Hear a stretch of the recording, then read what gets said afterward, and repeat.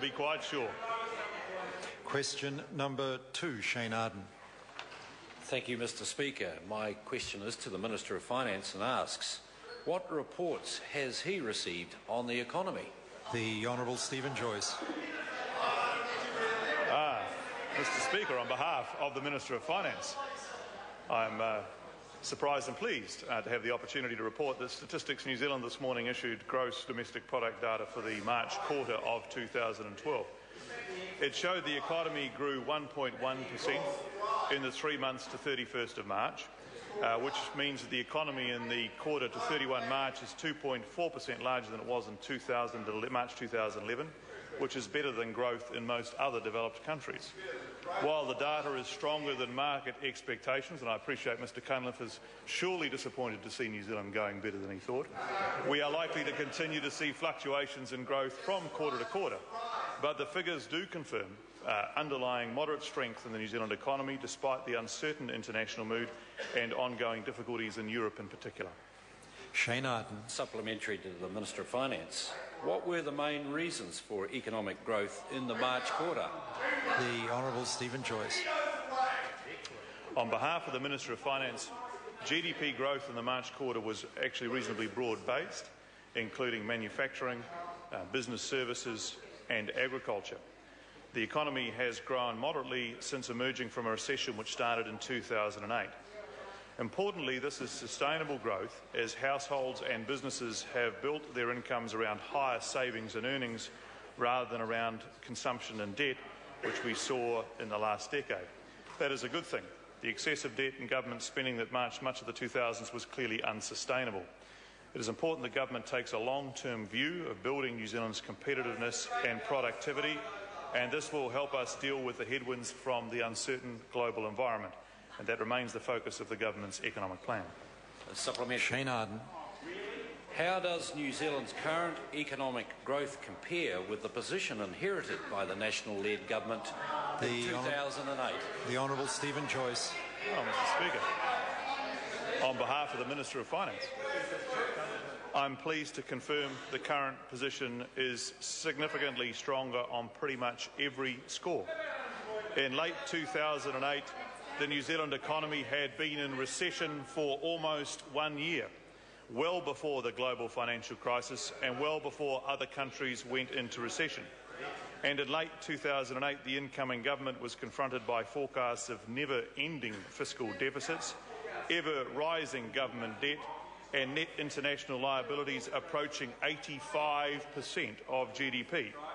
Despite the global financial crisis and the series of debilitating earthquakes in Canterbury, this government has taken a series of sensible and balanced decisions to get the economy growing, to get on top of debt, to set a path back to surplus, and to reduce our net international liabilities to 70.9% of GDP. The Honourable David Parker.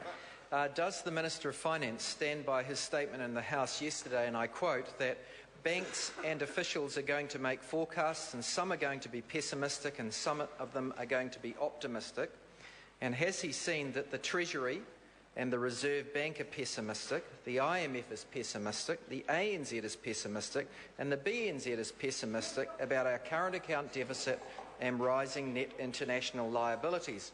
And if so, who is it that's optimistic about these matters? The Honourable Stephen Joyce. Mr. Speaker, on behalf of the Minister of Finance, I'm sure he agrees with the statement in the House yesterday. And I think he would probably note that not only were the Treasury and Reserve Bank and sundry other forecasters pessimistic in some things, they were also pessimistic in the March GDP numbers, and turned out to be that the optimists were right on this occasion and the pessimists were wrong.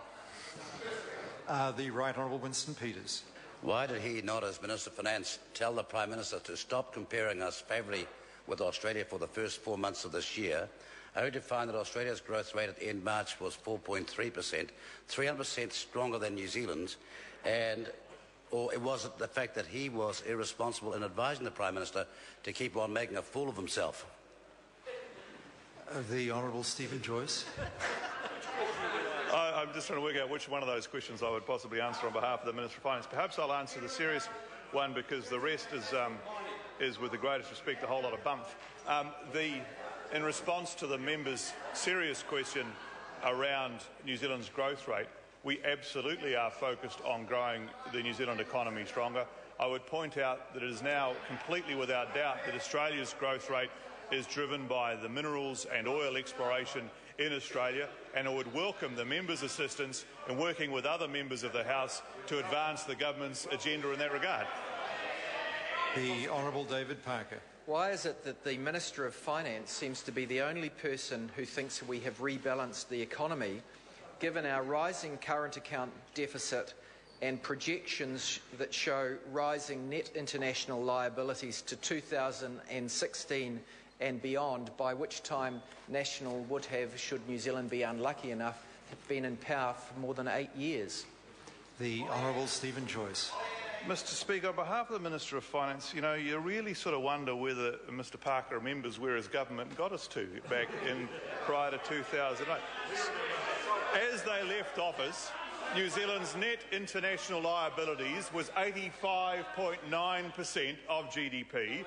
As at today, they're at 70.9%, which is 15% less. And, we have to factor out everything that's positive. And the balance of payments, Mr. Speaker, when they left office was at 8.8% of GDP, and today we're debating the difference between 4.2 and 4.8%. I don't think the rest of the country looks at those numbers and says that Labor has any clue about economic management. Question number 3, Kevin Haig. Thank you, Mr. Speaker. My question is